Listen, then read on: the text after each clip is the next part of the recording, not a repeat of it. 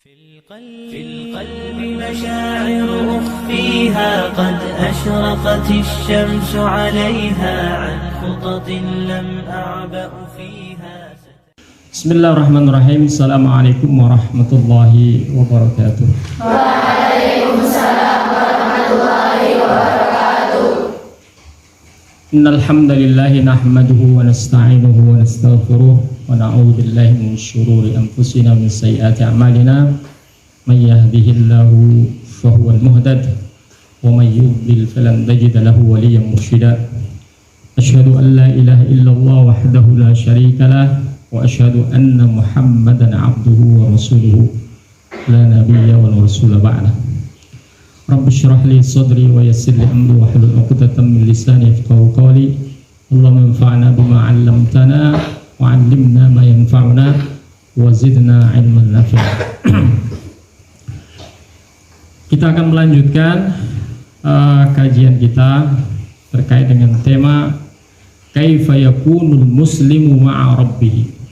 Bagaimana seharusnya seorang muslim itu berinteraksi, berhubungan dengan Rabb-nya, dengan Allah Subhanahu wa ta'ala. Ada 3 poin yang sudah kita sampaikan. Yang pertama, hendaklah ia menjadikan imannya adalah iman yang hidup, bukan iman yang mati. Tidak ada daya, tidak ada upaya, ya. Kemudian yang kedua, muti'un amra rabbih. Dia menjadi sosok seorang mukmin yang senantiasa mentaati perintah Allah Subhanahu wa ta'ala. Tidak ada satupun perintah yang Allah perintahkan kecuali di sana ada manfaat dan maslahat. Dan tidak ada larangan yang Allah larang kecuali di sana ada bahaya dan madarat. Pasti ada 2 hal tersebut. Maka sesungguhnya setiap manusia siapapun dia pasti akan memilih yang manfaat dan akan menghindari yang madarat. Dan itulah prinsip hidup di dalam hidup manusia, ya, bahwa manusia itu pasti memilih 2 hal di dalam hidupnya. Yang pertama adalah jalbu manfaatin, mencari manfaat dan maslahat atau kebaikan. Dan yang kedua adalah daf'u madarratin, menghindari yang bahaya atau sesuatu yang merugikan. Maka jika kita ingin mencari yang manfaat, taatilah perintah Allah Subhanahu wa ta'ala.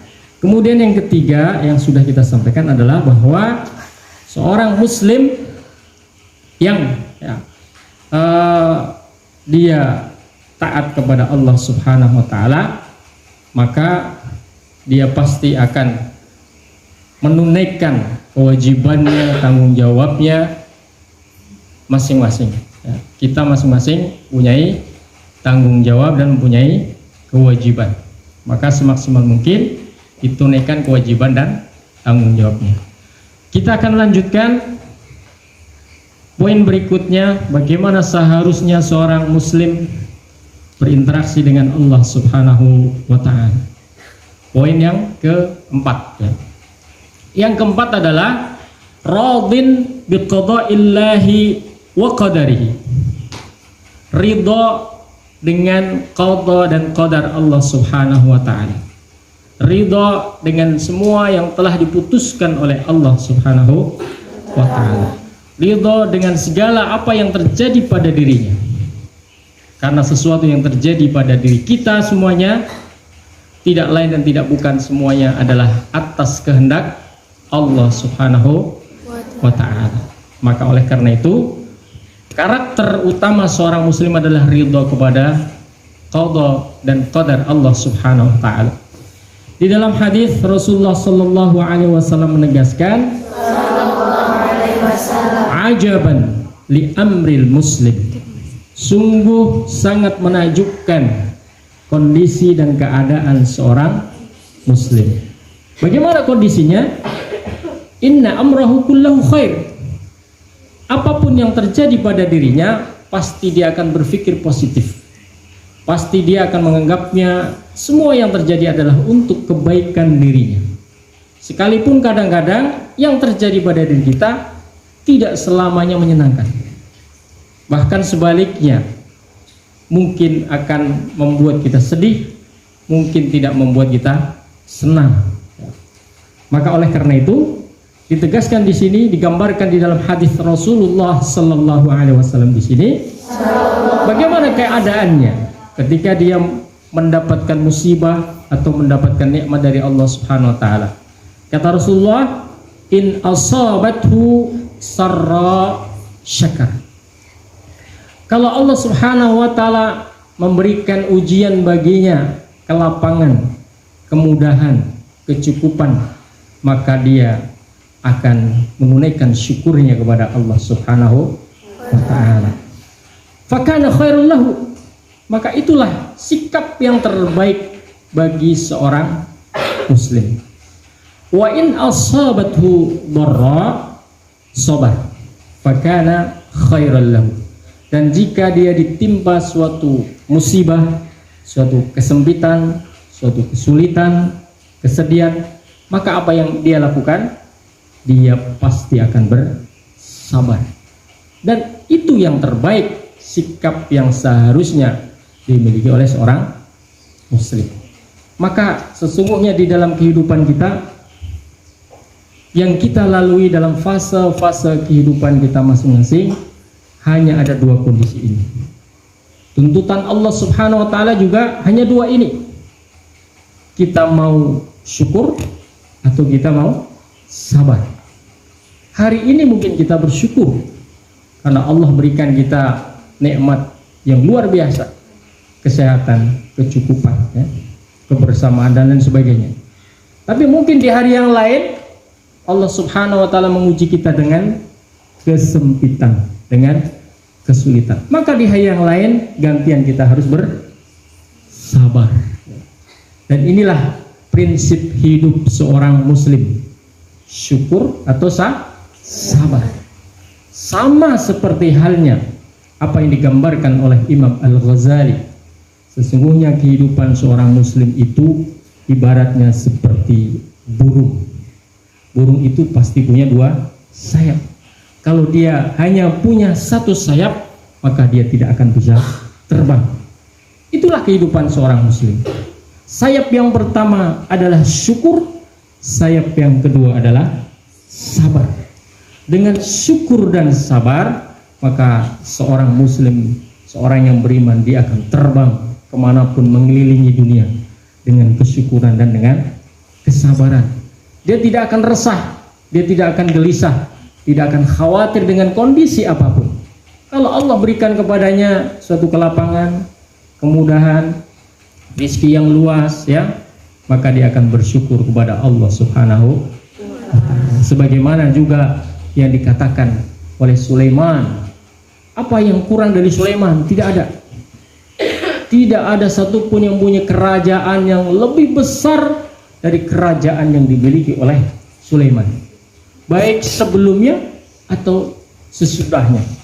Bahkan Sulaiman itu berdoa kepada Allah agar diberikan kerajaan yang tidak diberikan kepada orang-orang sebelumnya dan orang-orang setelahnya.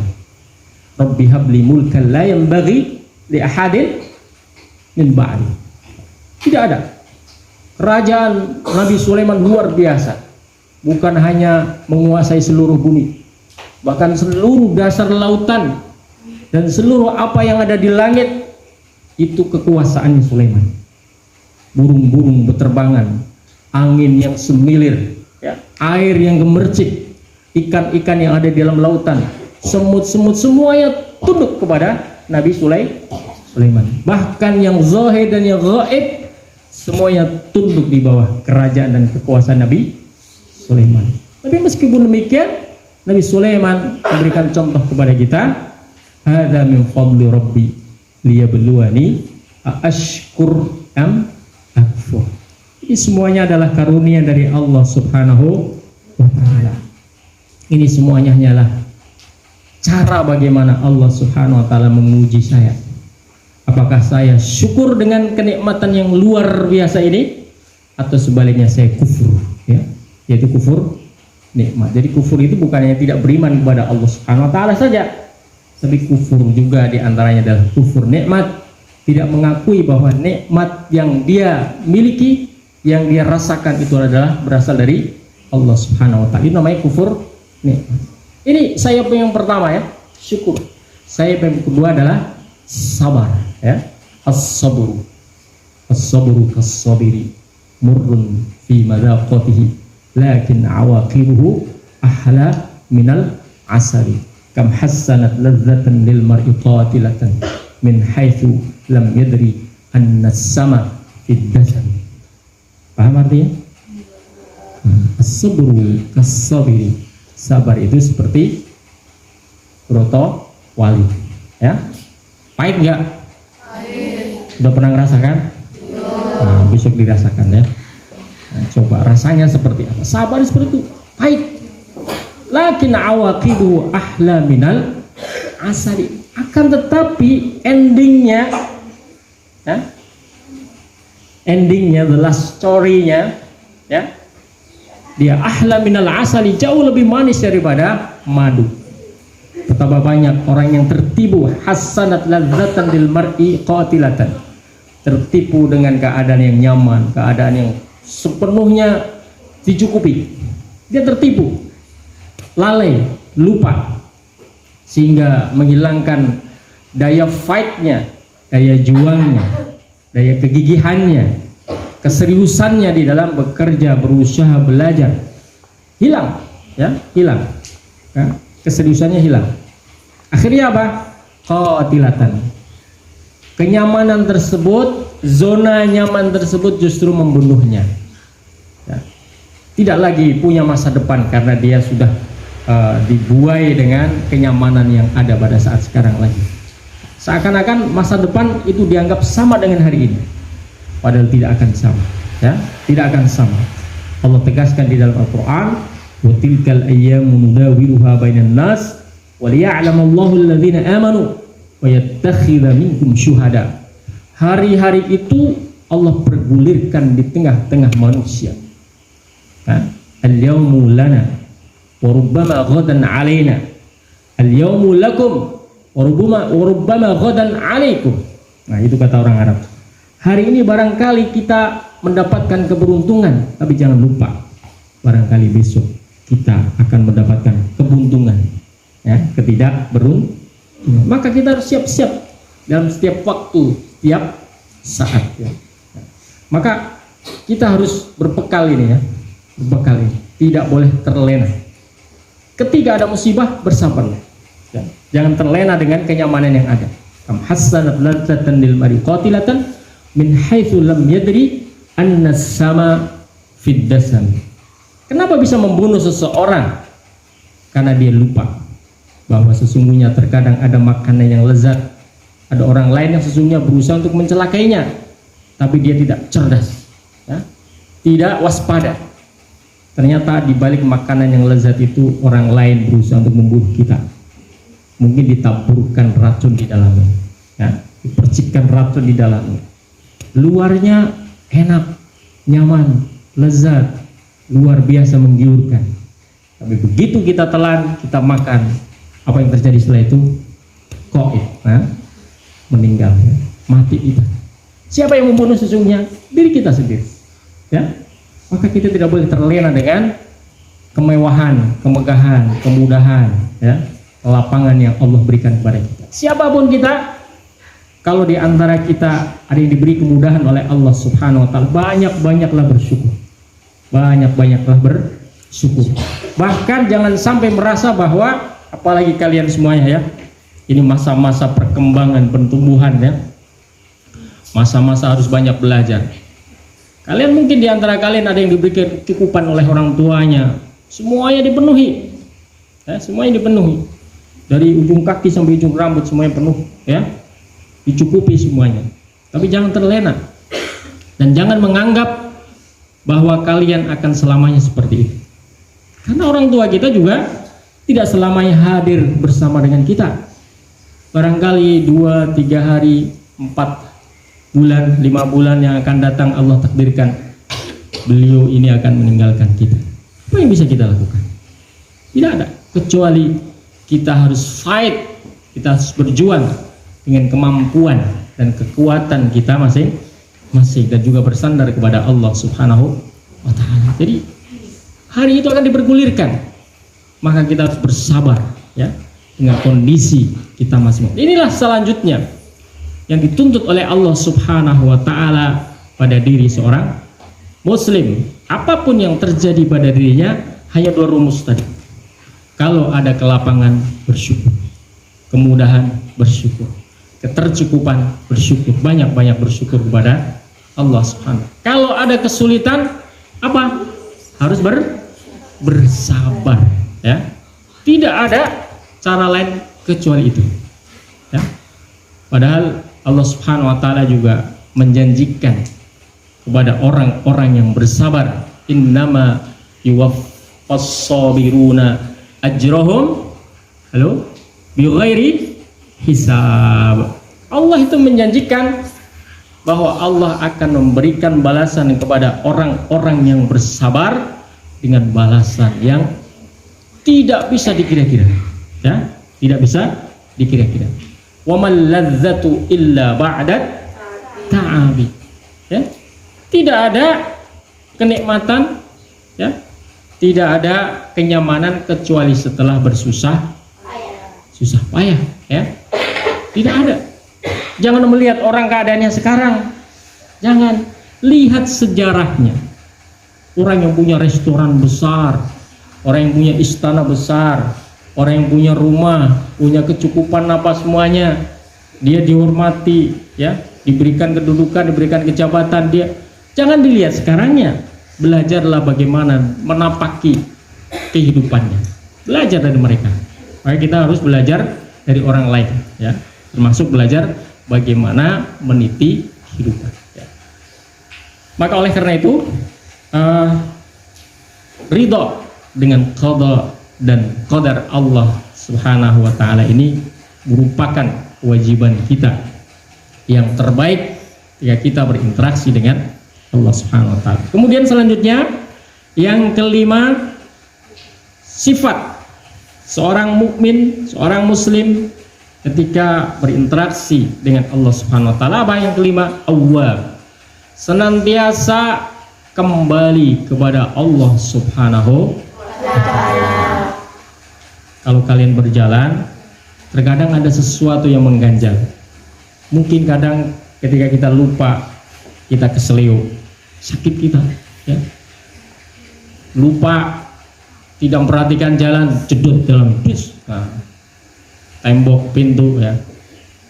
Atau lupa, mungkin barangkali sampai mungkin juga akan kecebur ke dalam jurang. Wal'iyadzubillah. Setiap kita mungkin akan mengalami hal tersebut ya.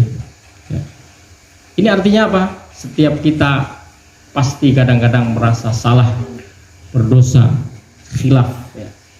Maka sikap yang terbaik dari seorang mukmin dan muslim di hadapan Allah Subhanahu wa taala adalah awwab. Awwab itu apa? Awwab itu segera kembali kepada Allah Subhanahu wa taala.